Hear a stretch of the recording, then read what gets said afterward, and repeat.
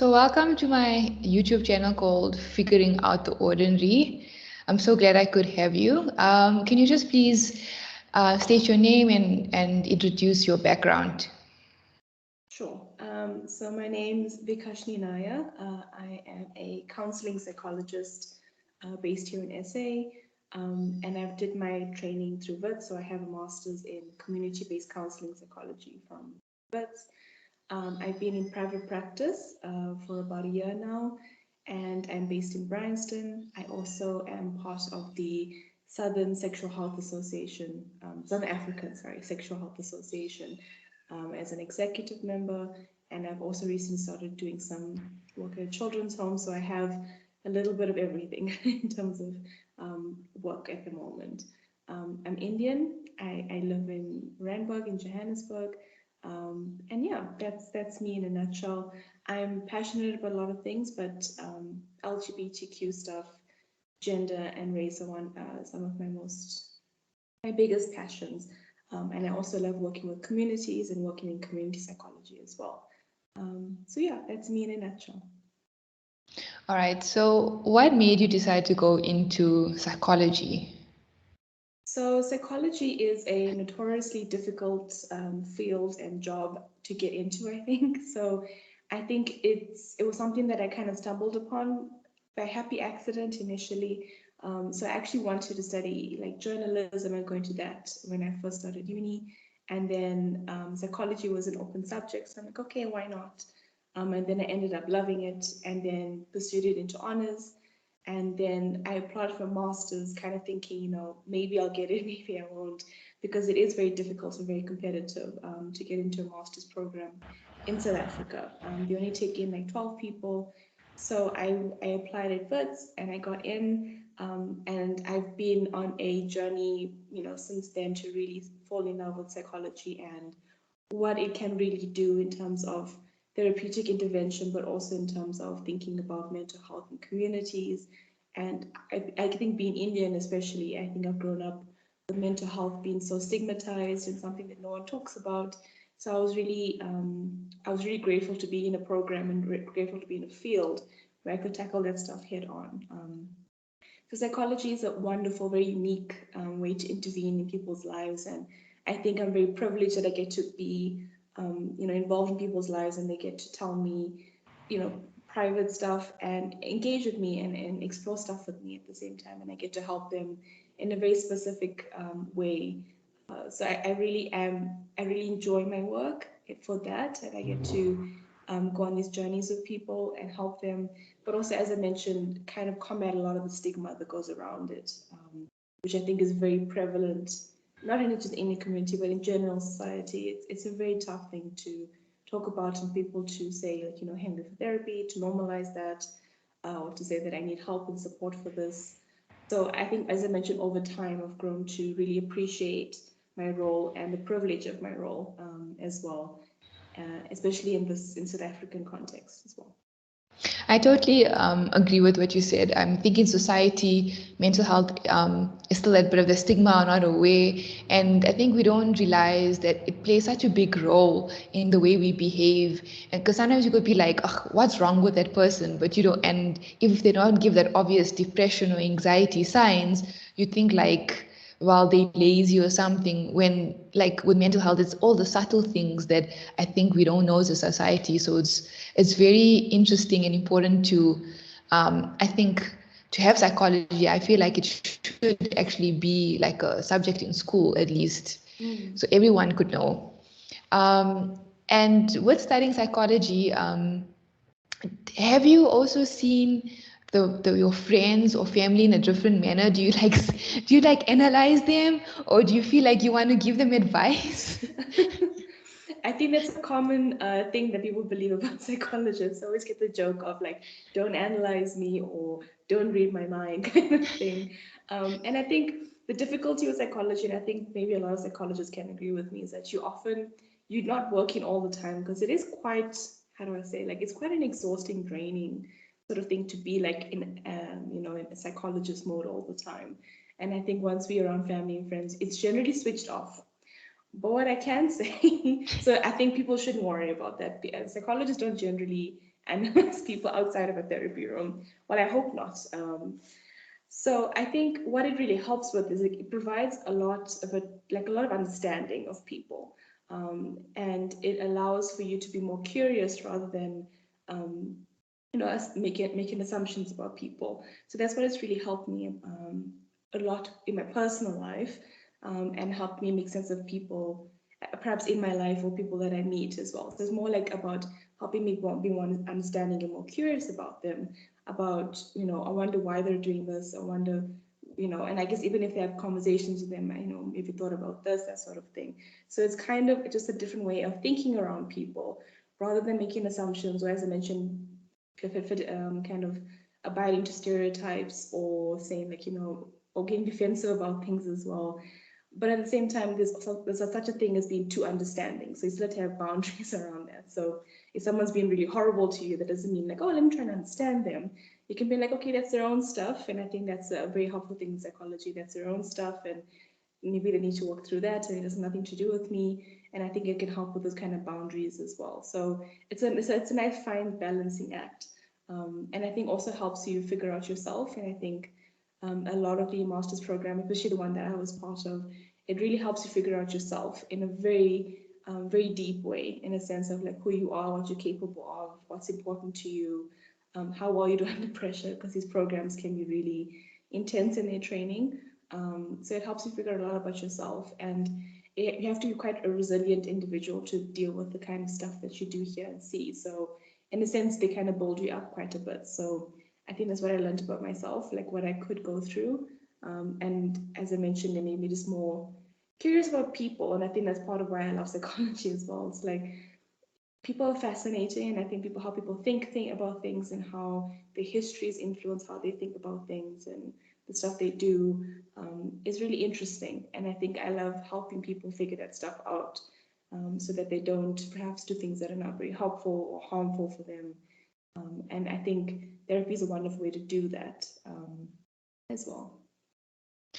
Have you, while you were studying, because I've heard like from another psychologist where when they were studying, they felt like everything was fitting them. Like, if you have like it's like, I think like if you're studying, like there's oh, this may be me, this may be while you're studying. Have you ever felt like that? I think it's a common problem. I won't lie. I know I and my colleagues initially, especially like undergrad, you see the diagnoses and you see the disorders, and you kind of overanalyze yourself and other people. I think it's more of like a oh, this is cool and new, and let me try and fit people into it. But I think you realize as you get older, and once you enter the field, that it's a very complicated trying to fit diagnoses and disorders, and that becomes complicated in real life. So I think I don't do that anymore. I kind of say like, this is what you might be experiencing, like symptoms of it, but not necessarily you have this disorder, that sort of thing. And obviously in my work, there's a fine line between like what is manageable and what is like, okay, we need to address this through therapy or through psychiatric intervention. So obviously it can get quite serious, but I definitely agree. I think it's a problem. You see it and you're like, oh no, is this me? And do I have this disorder? But I realize that no, it's okay. You don't have to keep doing that. But yeah, I totally agree. I think it's a fascinating thing that people like really gravitate towards, because it's something that's very different, I think, to what a lot of people experience in their life. And mental health and disorders become like this really mysterious something, and I think that's what people are kind of pulled to diagnose themselves or say they have a diagnosis. But I always say that if you feel like you do, it's best to kind of get that confirmed rather than going through life thinking you have it and misdiagnosing yourself as well, because that can also be really dangerous to have that. That is true. And my next question would be, I lost my train of thought here. It's okay, that was me too. Because yeah, quite an interesting topic that we're speaking about. So yes, now I remember my question. My question is, with seeing clients or all the time, and it can be heavy and draining. How do you make sure that that doesn't mentally affect you at the end of the day, so you can also keep on helping people? That's a good question. I think, there's definitely something called with healthcare workers in general around compassion fatigue, where you feel like you get very involved in the lives of your patients or your clients. And it can be very exhausting. I won't lie that I think psychologists or people that work in mental health are still human. So sometimes you do have bad days where you hear something and really it does affect you. And sometimes you have to sit with that. And I think what can be helpful is to really reflect on why something is particularly affecting you, or to make sense of that particular case and think about what is it about this case that is really affecting me as well. So that's something that can be very helpful in your process. But I think I've learned over time, especially working in certain community settings or working with children, working with really hectic stuff that you do encounter and hear about and have to hold a lot of that stuff too, that you have to have a very firm boundary between like your work life, and then as soon as you get home, you're like, okay, this is my home, this is my personal life. I have to leave that stuff there, and obviously you come back to it when you see the client.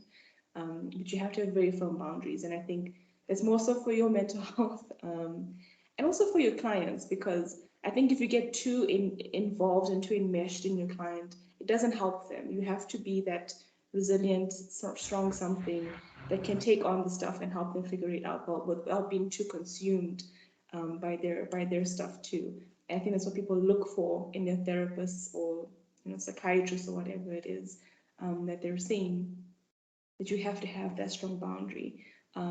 As I mentioned, not to say that you're very strong and nothing affects you. At the same time, things do still affect people, and everyone's different. Like certain cases will affect you more because it's about this subject or it's about this kind of person, and it can be very difficult at the same time.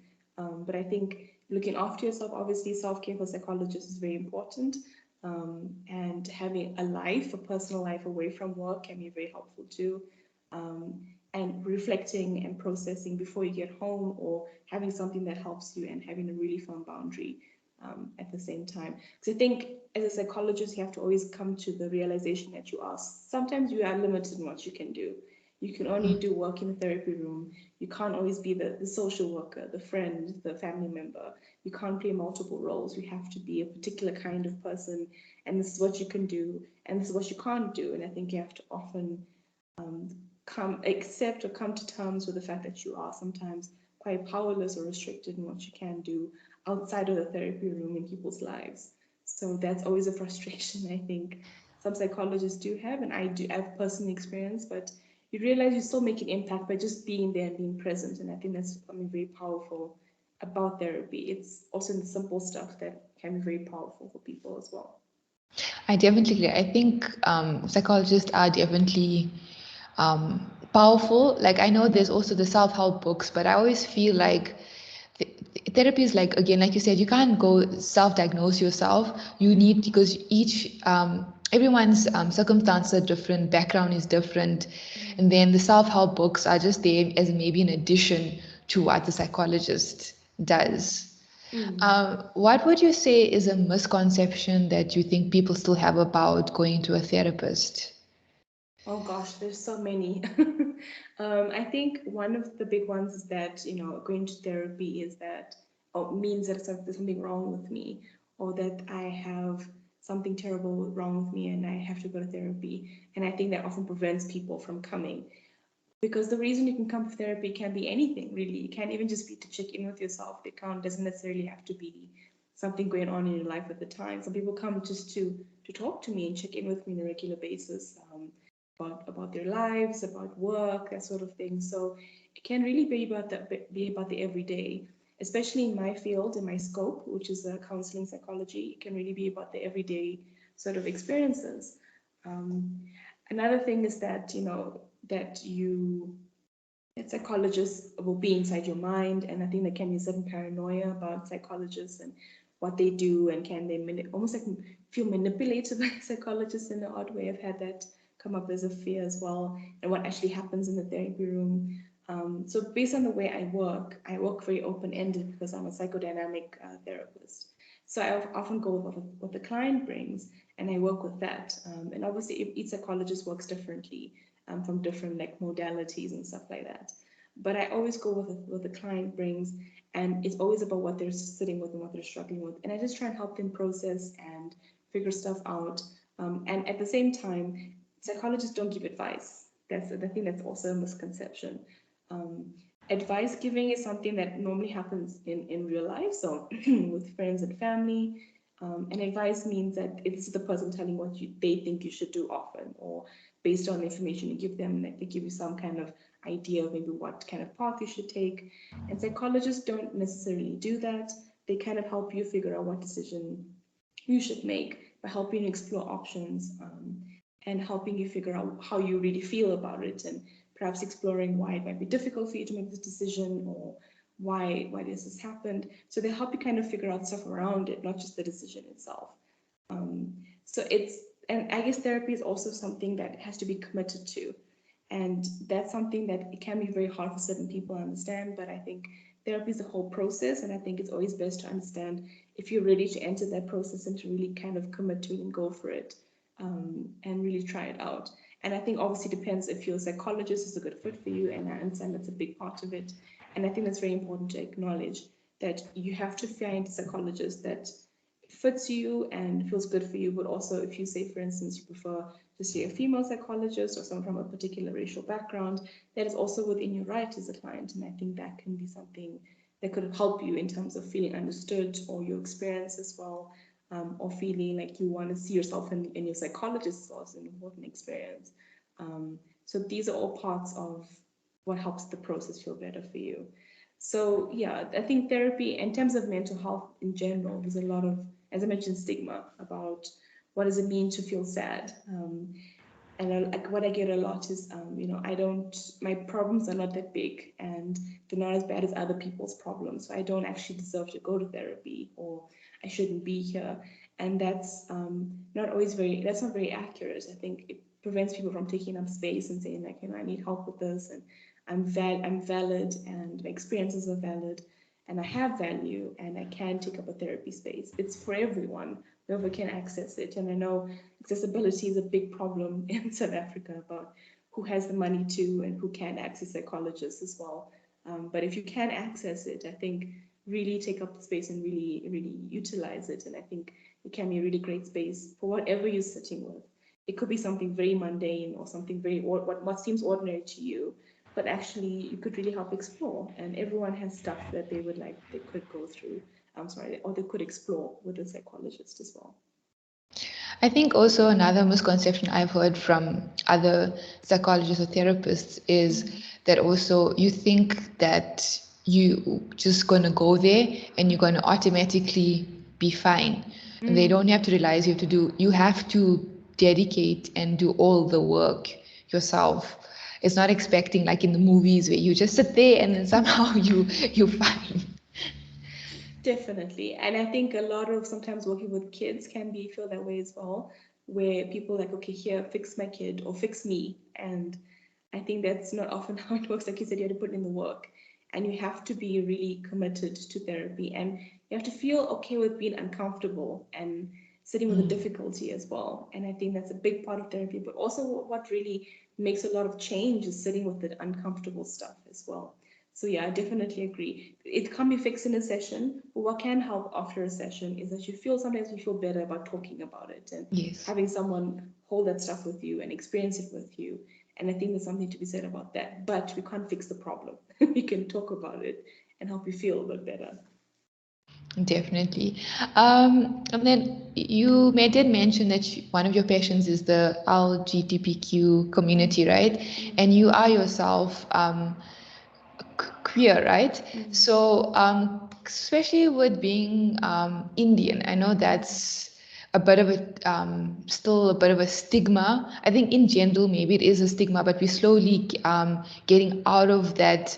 Not having being attracted to the same sex only. So, how would you say was your experience and growing up in the Indian family, and how do you feel now about yourself?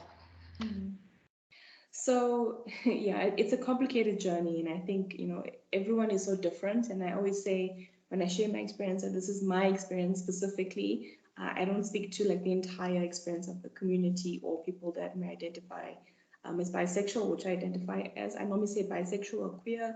That means that I'm attracted to all genders, not just men. So it was a complicated journey for me, like you mentioned, because of I guess the nuances and what makes the Indian community unique and the pressures we experience growing up. And I think it's really tough, I think, to even come to terms with even coming out to yourself and accepting that this is who I am, this is who I'm attracted to, this is who I want to be with. And I was closeted for many years. I only came out of the closet, so now I'm 28. I came out of the closet like 2 years ago. So it took me most of my life to even come to terms with it and come out to family. And I think a big factor that helped contribute towards me coming out was my relationship, which I'm in right now, which I think was also a big part of helping me accept this is who I am, and also understand that I needed to accept myself to feel happy and to finally be in a good, happy, healthy relationship as well. And I think that has really helped kind of solidify that for me, to say that I'm happy, I'm in a good relationship, I have a wonderful partner, I'm happy, and that's kind of point, period. That's all that matters, really. Um, so that has been a journey from the time. So I basically always known since I was very young. And again, it's a common thing about, as soon as you can really put words to it, or understand attraction, or understand that you're attracted to the same sex or other woman, and that becomes very confusing at first. I think when I first hit puberty, that's when it really kind of hit, really.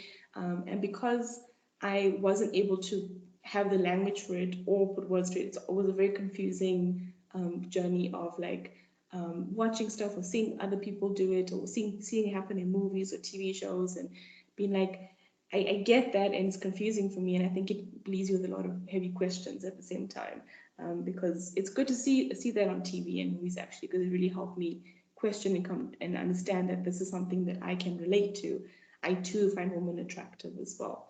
But like I mentioned, because in my home and in my community, it's never spoken about. I never grew up with anyone that was in the community at all. I never grew up with anyone that identified as gay, or as a lesbian, or as queer, or even someone that was outside of the gender norms, like someone that is transgender, or someone that is genderqueer, or anything around outside the norm. And obviously I didn't have that experience, so I couldn't even, as I mentioned, come out to myself and say this is something, that this is who you are, and this is a label. And so having the language around it was very hard until university. So even in high school, I think, as I mentioned, you live in a heteronormative world a lot of the time, and everyone tells you this is how you're meant to be as a young woman, this is how you're meant to look, and this is how you're supposed to interact with people, especially men or young boys.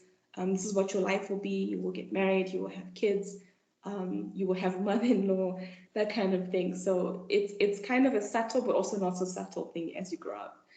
It's about how your parents raise you. It's about how people talk about marriage and how people talk about sexuality between a man and a woman growing up. It's the only norm you have, it's the only frame you have ever growing up. So any kind of non-heteronormative desires I had, or stuff about me that I had to push down very far. And always, I told myself before I came out and before I met my partner that if I never met a woman that I loved, I wondered if I would ever come out, because I think it's terrifying to make it very visible at the same time.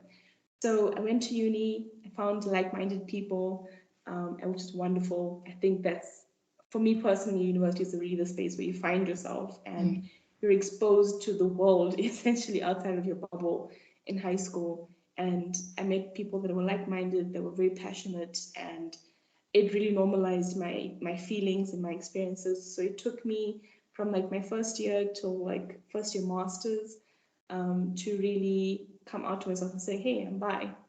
This is who I am. No matter what happens, whether I'm in a straight relationship or whether I'm in a queer relationship, I'm always going to be bisexual. And I think that's a difficulty in the my sexuality community, about feeling valid either which way you go. And I think there's often a stigma in the straight community because you're bi, and a stigma in the queer community because you're bi. So you don't really feel like you fit in a lot of the time, and it's hard to find a place where you do feel like you fit in, because no one really accepts you because you're part of the gray area. You have a very specific and unique identity, as well. So masters came around, and then I met my partner, and I came out to my parents like about a year after I was dating her. We're quite into the relationship, so I think at that point my parents kind of already knew, and that something was going on. So it was kind of it wasn't a bad experience. I think coming out to my parents, I think obviously my parents had wrapped their heads around it, and it does take some time, I think, for parents but also families to do so. But I think what's happened is just that I just exist in family spaces with my partner, and that's enough, and people figure it out on their own. And that's, I think, honestly the best way you can do it. Even if you like, you're in a straight relationship, there's always going to be people that say things about your relationship or have opinions. There's always going to be something. And obviously, being queer is a very unique, something. It's a challenge for people, to challenge the community, because you've always valued conformity, valued thinking about what will people say, because it's a community aspect of, we always base our lives on what people will say and live our lives that way. And we fit norms, and we have the 2.5 kids and marry a guy that your parents will approve of. And so, there's all these things at the same time. And I think to be queer and to not fit gender norms, even as a cis woman, to not fit the gender norms of, this is what women should do. But I'm like, no, but this is what I do as a woman. So re-identifying or finding yourself as a female as well can also be quite challenging to those like patriarchal norms of women are supposed to be at home, they're not supposed to work, they're not supposed to study, let alone be a psychologist, which is not a common thing in the community either. And then being queer on top of all of that. So I think a lot of me challenges a lot of the stuff that the community holds very dear. And I think because of that challenging, people find it very weird and uncomfortable.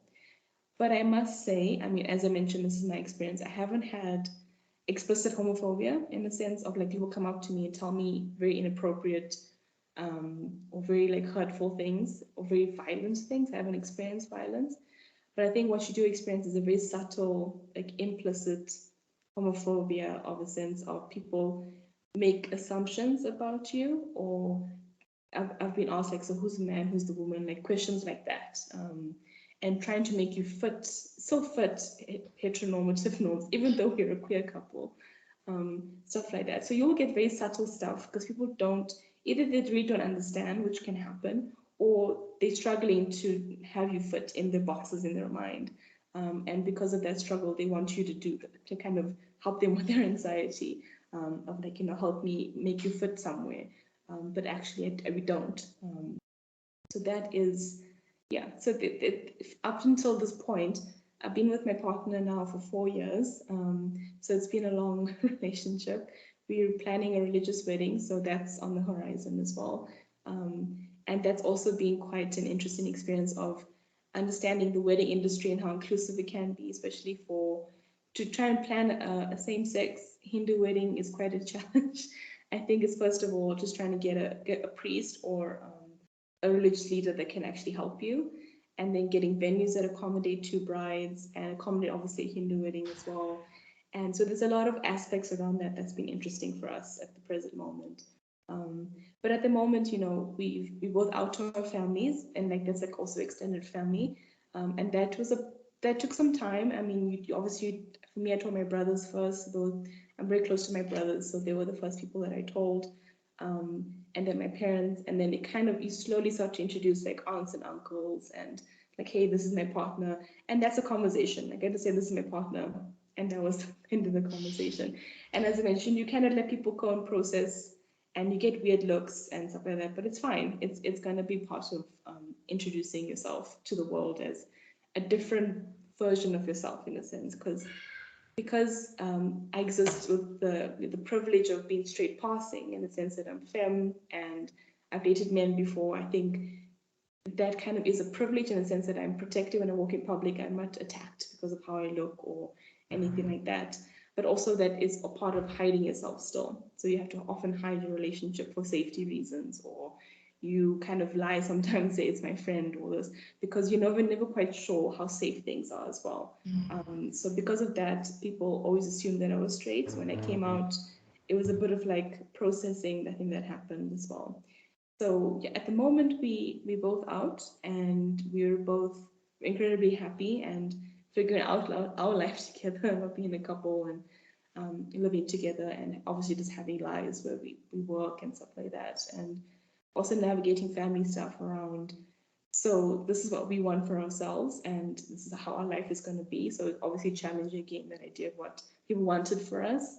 And family have been coming around, and I think our families have been very supportive, which has been lovely. And people have been very inclusive of us as well. We, spend time with family all the time, and we do things together. And I felt really welcomed by her family, and vice versa. So we are I think one of the success stories of how you exist as a queer person in a community. But it's not an easy thing. I won't lie. I think being in Indian spaces is challenging. I think we live in a bubble because we have our own life and we live apart from our Indian community. But I think when you re-enter Indian spaces, that can be very challenging to be queer and be like, this is my partner, because you still feel that uncomfortableness, the discomfort that people have, or that anxiety that people have, like you're different and you're strange, and I don't know how to make sense of you. Or people get angry that we are challenging so much for them. So it comes and goes, and I think it is hard. But as I mentioned, because of the cultural norms, it's not easy to be like completely ourselves and completely inhabit like Indian spaces. But we're figuring it out. I think it's really a day-to-day thing that you have to take. I think it's very brave that at the end of the day you just decided to be who you are, because not a lot of people will do that, or they'll eventually do it later in life. And I think it is important to be as authentic to yourself as possible. And it is challenging, like you said. We always think what people will think, and we've just been conditioned to always seek approval all the time. So that is very brave. And I think also with society, I think, like you said, I think we have these boxes, or I think it's because we've been told to live like this for so long. And then when someone comes and does something different with being brave, it's kind of like questioning, like, but then, like, but I followed this, how come that person's maybe not following? Or maybe it's like questioning, like you kind of like poking the bear, and like, Mm, but then they were following society all this time. So I think that's also that part, and also the way we've been. I think even though I've noticed that even though we've been open, I think we're slowly becoming open, even like our age group. I think your first response is like that what society has planted into you, and then you have to be like, oh wait, but you have to get away from that automatic thinking and think differently. So it's a lot of, I think over time we will get away from that close-minded set, or this is how life should be. mm. And I think that's why it's important, especially since I'm so passionate about sexuality in general, to educate your kids about like non-heteronormative stuff and expose them to different things from a young age, and allow them to be curious and have different ideas around stuff as well, and to really be open to it and having these conversations. Because I think, as you mentioned, kids grow up into adults and they go out into the world and they're challenged with all these things, but this is how the world is, and I think people are in denial of that. Like the Indian community, the Indian queer community, or the Indian LGBTQ Q plus community exists. We're out there. We have lives and we exist in communities as well. So it's not to say that we don't exist at all. It's just that maybe perhaps you're not as visible as perhaps other racial groups might be. And that's obviously for obvious reasons, because some of us are terrified of coming out because it will really affect our lives. We might get disowned. Family might reject us. We might get kicked out of our house if you're very young as well, if you're dependent on our families. Or there is a sense of, I just want to live a private life, therefore I'm not going to be very visible about my queerness. But not to say that we don't exist. So I think you have to educate kids about that for sure. You have to allow them the reality of the world, that the world's diverse and not everyone is the same, and not even all straight relationships are the same. And gender norms and gender roles are something that we should really, really critically think on, because I don't think they help anyone, men, women, non-binary people, their gender norms are actually very harmful sometimes, and that's something that we always have to kind of think about. But like you said, it's definitely about having those boxes and growing up with that conformity and going out into the world and being confronted with this, and then how do you take that stuff on, and how do you be again, how do you be curious, and how do you people ask for questions that are obviously not inappropriate, and then how do you kind of become an ally? So if you're not necessarily in the community, how do you become an ally, and how do you still fight for people? And because obviously what I'm talking about is not just about, oh, the right to love who you want. It's about the right to exist and the right to not experience violence and the right to not be killed. I mean, there's still a reality in South Africa where lesbian women get attacked, are assaulted, are killed. The gay men are also assaulted and killed, and trans women are, and trans men are. So it's still an experience, and it's something that happens today. And I think we always think like, oh no, it's in America, or it's not, doesn't happen here. It happens here all the time. And we just, again, we don't hear about it perhaps because of who you follow or the news outlets that you follow as well. But it happens. And I think when I talk about it, always has real like implications about people's lives and their safety, not just their ability to love who they want and marry who they want, but also it's about, obviously our constitution protects us, but it's also about lived experiences and how communities accept us at the same time. Yes, that's definitely true. One last question before we end the interview. So you have done, I think, an article or two about gender-based violence. So where do you think the root stems from, of being violent? Do you think it's also because of mental health or not being able to process certain things? I mean, that's a very complicated question that I think our country's been trying to grapple with for years, and I don't think anyone has definitive answers. I think we can obviously make estimations about that because violence is such an enigma. It's hard to understand, and I think for people, human beings, hard to comprehend how these things can even happen. I think especially since GBV is such a pandemic in South Africa, and it is something that we're so flooded with all the time. I think, obviously it depends on the case, but at the same time, there's again that idea of gender norms that really feeds into. So gender-based violence is obviously based on the idea of gender, and how gender can be very harmful. And this is one of those cases where it can be incredibly harmful. And also because we flooded with a lot of stories of women, often the violence is against women by men. And that's kind of what the violence we often hear about is. And even children, I mean, the young girl, even woman, that's kind of who often suffers at the hands of gender-based violence. So the idea is that gender norms are quite rigid, and I think what gender norms provide us with is as a way of existing in the world, but also treating other genders as well. And I think masculinity is often what the root of a lot of those difficulties about how men are, even young boys are raised to understand their role as men in society, but also how to treat women and how they see women. And that often speaks to power and how power operates between men and women, and even people, as I mentioned, that are non-binary as well. So it's about men exerting power and men holding power in the patriarchy, in masculinity. And through that, it's often violence against women. So it's about, rape, it's about assault, it's about killing them. Because a lot of the cases you hear are about ex-boyfriends or people they're in relationships with. So there's often, it's about your partner who you have a relationship with and does the, horrible thing in obviously in the abuse and the murder of women.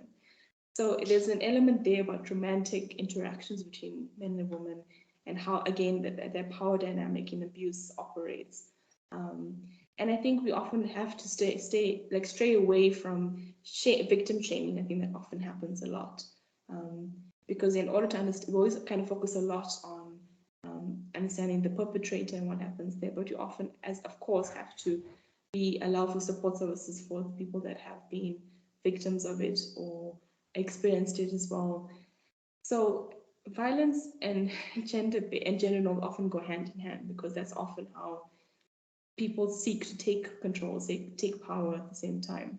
And of course, mental health stuff plays in there drastically. I think people come from particular communities that, experience trauma on a daily basis, or there's a lot of ways of coping with trauma. So, you get like substance abuse, that sort of thing as well. So there's obviously a lot of factors that contribute towards gender-based violence as well, and violence in general in communities. All right, thank you so much for doing this interview with me, and I hope whoever watches this just is able to be more themselves. And thank you so much for what you are doing and contributing towards this our society. Hmm, no problem. Sorry, I think you cut off there, so I stopped to to let you to see if it was actually working. But yeah, no problem. I think these are very important issues, and obviously the GBV stuff is something that I can't say that I'm an expert in. I can only say I've done it through my work and my experience, but it's something that's very complicated. But I think we often have to focus on like educating young boys and doing it from a very young age, talking to men about masculinity, engaging with them, talking to women and helping them and supporting them and giving them stuff that can help them escape these relationships and know their rights and know what they can do, and offer them support. And I think in general, we have to, as I mentioned, like how I do my life and how people should do in their lives is always have conversations, challenge gender norms, challenge the norms you've grown up with, and challenge and speak up. I think that's the biggest thing about gender-based violence is you have to speak up and you have to make the voice known. You have to make your voice known in these spaces and say that isn't right, or that isn't okay, or that is harmful, that is violent, that is contributing towards a very unhelpful conversation right now. So you have to speak up and you have to educate people and you have to have the conversations. And that's what I firmly believe is powerful. And I know that a lot of people on the ground doing amazing work. There's NGOs, there's mental health care practitioners, there's healthcare workers that continue to do the amazing work here. So that there are resources out there. So, look them up, reach out to them if you ever need help, and don't ever stay silent, I think, in your difficulties, and seek out the help. Because it is out there, no matter what your financial bracket is or no matter where you come from, you can try and access what you can. So yeah.